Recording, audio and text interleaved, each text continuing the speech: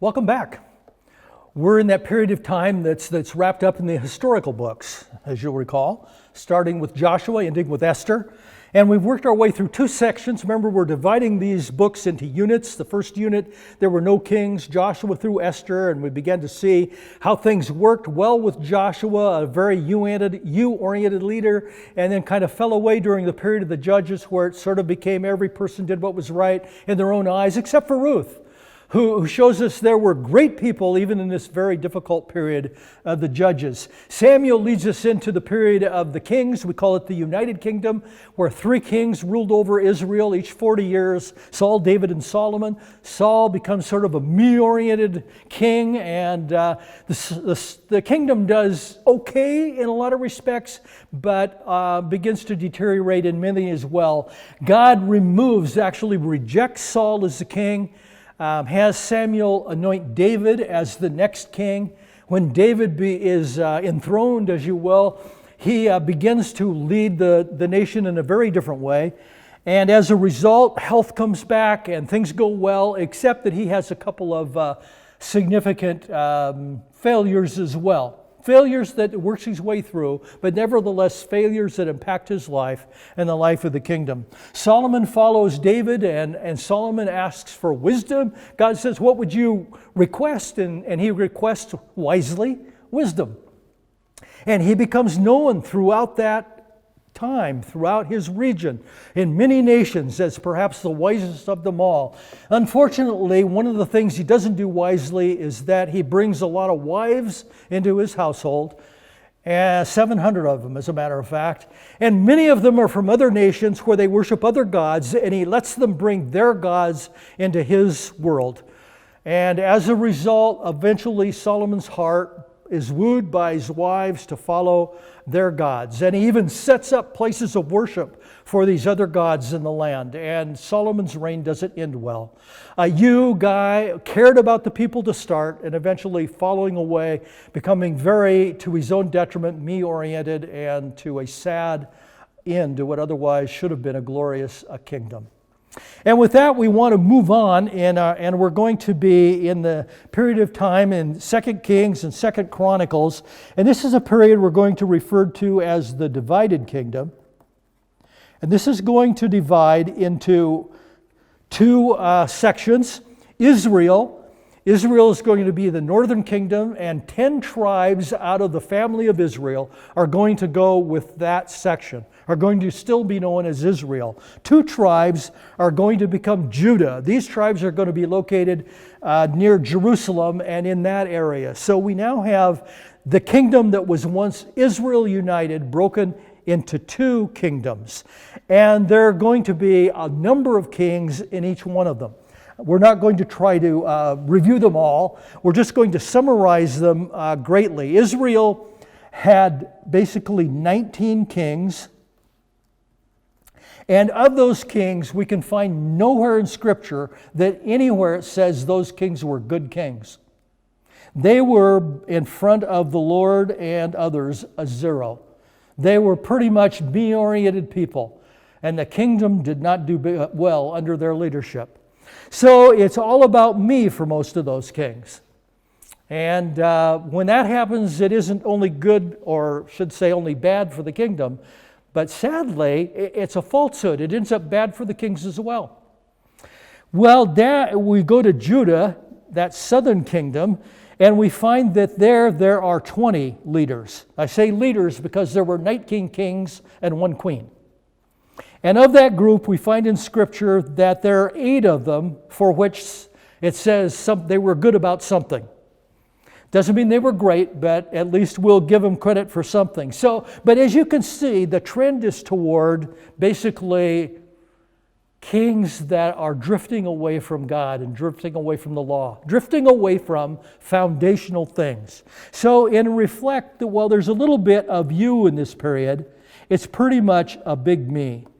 And eventually that grouping falls apart. Both of these are going to fall under judgment. In fact, this is a tremendous period of time. We'll get to them later, but this is where the prophets are very active. And the prophets, one of their jobs is to draw the kingdom and the kings back to foundational things. So they're pointing all the time toward foundation. And the sad part of it is over here with Israel, the northern kingdom, basically it's all rejection. They reject the prophet's messages and they end up in judgment. We'll talk about that in just a minute. Over here, once in a while, a good king brings them back to these foundational things, but only for a little while. And eventually this deteriorates and they fall under God's judgment as well. So the divided kingdom, you would think of whenever there's division, generally there are problems, and the problems are plenty, and they all work to the detriment of these two kingdoms. Well, with that, then we need to move into a whole different section. As I mentioned, the prophets are warning about judgment. And here in this section, we have the section in 2 Kings and 2 Chronicles, portions of it, where judgment comes. It'll come on the northern kingdom, Israel, and Israel is going to be judged in a unique way. They're going to they're going to be conquered by Assyria. Assyria is going to be a powerful nation that rises up to the east of Israel, capital city Nineveh, and they're going to begin to conquer that region. Eventually they'll conquer Israel, and they'll remove Israel from the land. So Israel is removed from the land. And their foreign policy, Assyria's foreign policy, is you take the people you conquer and you scatter them all over your empire. So Israel is scattered. Sometimes we refer to this grouping as the 10 lost tribes, and this is where they get lost. They're scattered all over Assyria. Some will eventually regather back to the land we call Israel, but a lot of them won't. Judah will hang on longer because they'll have a few good kings that will help them. But eventually they fall deep into sin and far away from the Lord. And Babylonia, now a powerful nation that has conquered Assyria, conquers Judah. And they take them into exile. That means that instead of scattering them, they take key people out of Judah and they take them back to Babylonia. They settle them in Babylonia. And the people of Judah will be in Babylonia in exile for about 70 years. Now, the prophet Jeremiah basically calls on them to realize they're going to be in exile. Eventually, he says to the people of Judah and the kings, there's nothing you can do to stop this, so you just need to go into exile and learn to live there. You'll be there 70 years, and when 70 years is up, God will provide a way for your return. They don't like the message. They don't like Jeremiah. They ignore it, but that is exactly what happens. So Judah ends up in exile for 70 years in Babylonia. Eventually, Babylonia is conquered by Persia, and Persia's foreign policy is to let the people they conquer go back to their homelands. So many in Judah that have been over there in Babylonia return to the land of Israel. Not all of them return, mind you. In fact, probably not the majority of them return, but many of them, because they can, under Persia's guidance and rule, return to the land of Judah. And a few from Israel that have been scattered all over Assyria, when they learn of that potential, it seems like some of them return as well, but not as many. So we have this period of judgment that eventually comes to a close for Judah after 70 years, stays in place for a good many of those from Israel who were scattered out and never find their way back to the land. That brings us to a last segment of this, and that's a period that we're going to call a period of return. And it'll be the return of Judah back to the land of God's promise. And Persia, under the rule of the Persian king, will basically open the way for these people to begin to form groups that come back from Babylonia to Israel. And the first group, they're going to come back basically in three waves. The first group's going to come back under a leader named Zerubbabel. You'll learn all about Zerubbabel in the book of Ezra. I'm glad they named the book Ezra and not Zerubbabel. It makes it much easier. But he was a powerful and important leader. And he was an all-about-you kind of guy. And Zerubbabel led with the building of the temple. Zerubbabel's question, I think, was, what can we do that will orient the people properly so that things will work out well for them? And he decides that he needs to orient them toward the Lord. And how better to do that than to rebuild the temple, that center that speaks to the presence of God among his people. So Zerubbabel leads them in that direction. He's followed by Ezra, as another all about you guy. And Ezra is about rebuilding the people. And so he's a teacher, he's a priest, and he comes and he begins to focus on the condition of the people's hearts. What do they need to know? What do they need to learn? What do they need to practice to become people of the temple, people of the presence of God, people who don't make the failures of their predecessors? And so that's where his orientation is. Isn't it interesting? A focus on the presence of God, as Zerubbabel calls attention to rebuilding the temple and the presence of God among his people. And then Ezra comes and works on the people to get them ready to respond properly to that presence. And lastly, we have Nehemiah coming also from Persia. And Nehemiah is a you kind of leader as well. And he's going to rebuild the walls of Jerusalem. So you can see that this last piece now is about the preservation of the people. It's really about their protection. It's about, can we begin to rebuild the things that begin to speak to the people about security? And all these speak to the people about security. Right relationship with God, who's among his people, doing the right things, doing the foundational things, living the foundational ways, and now rebuilding the walls, reminding us that these are the things that God promised, and these promises are beginning to return as we are beginning to reoccupy the land that was the land of promise. Oh yeah. Esther fits in here, fits right up in here between Ezra and Nehemiah. And Esther is a queen in Persia. She's a Jewish person, and she learns of a plot to exterminate the Jews.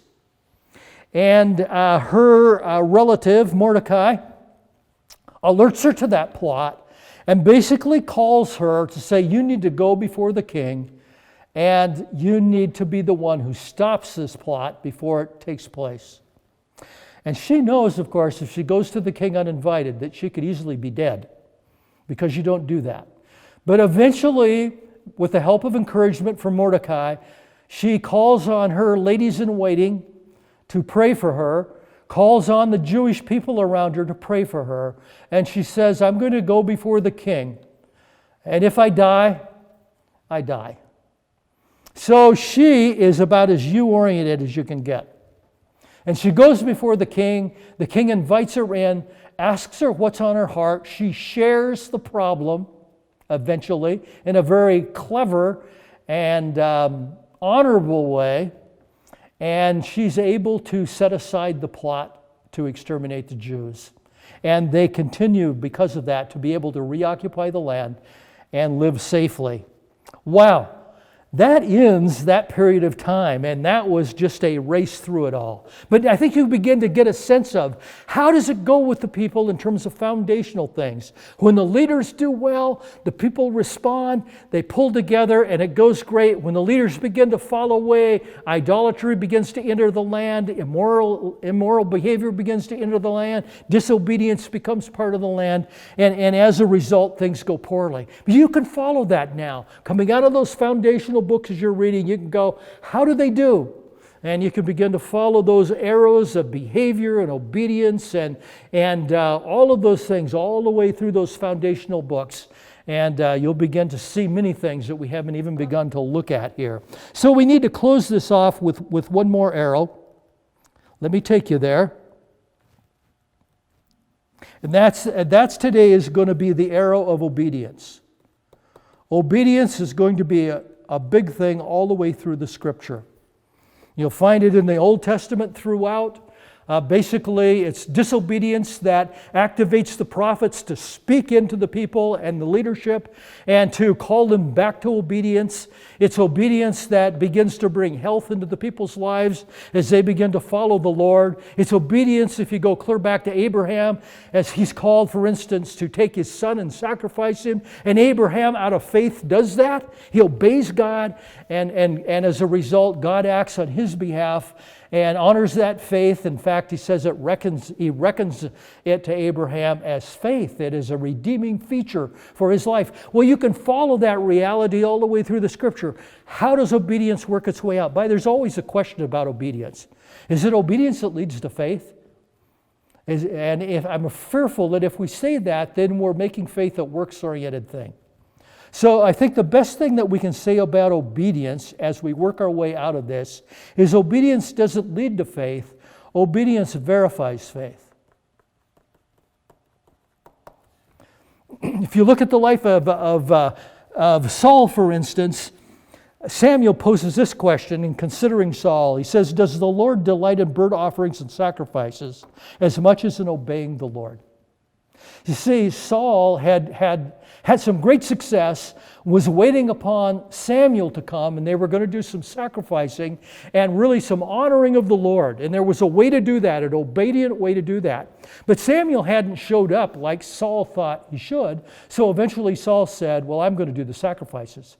And he was disobedient. He moved not just himself, but he moved the people around him into an arena of disobedience. Well, what did that say about Saul's faith? Well, it didn't verify it, did it? In fact, it pulled it into question. And eventually, here comes Samuel and asks the question, "Does the Lord delight in burnt offerings and sacrifices as much as in obeying?" And it's a rhetorical question. The answer is no. Why? Because obeying verifies faith. And Hebrews tells us in the New Testament, those who would please God would be those who have faith. Without faith, it's impossible to please God. And faith is acknowledging that God exists and that He's the rewarder of those who obey Him, who follow Him. And Saul didn't do that. So we begin to see here's a crucial arrow, isn't it? All the way through Scripture. It's the arrow of obedience, and it's the factor that basically points to the condition of faith. And so we'll want to follow that, but we see it here clearly in these books, these historical books, that begin to answer the question, how is it that the people are dealing with the foundational things? Sometimes really well, and we see great outcomes and a verification of faith, and sometimes following away for a variety of reasons, and we there see that faith begins to fall apart and certainly is not verified. And with respect to Saul, it's such a pattern that in the end, Samuel says, "For rebellion is like the sin of divination, looking to other things for answers, and arrogance like the evil of idolatry." It's like those things. And he says, "Saul, because you've rejected the word of the Lord, He has rejected you as king." And I hasten to say at the end of it, it says, "rejected you as king." It doesn't mean that He's rejected Saul as the man. And you'll need to read through the Scriptures on Saul and figure that one out along the way. It is a fun thing to contemplate and very important. But you can see how significant this all is in terms of dealing with the foundational things. We'll see the same pattern in the New Testament. But that'll have to wait until we've worked our way through the instructional section, which is next time. See you then.